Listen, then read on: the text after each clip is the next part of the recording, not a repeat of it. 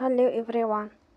Today we talk about how to fix the app of Promova.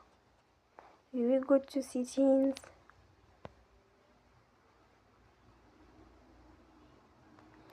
then we click on apps.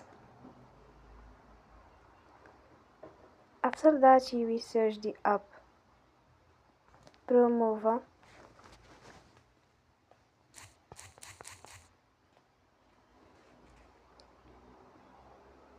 And we click. They will on for stop. After that we go to storage. Then we click on clear cache. You will go to Play Store and they will update you app.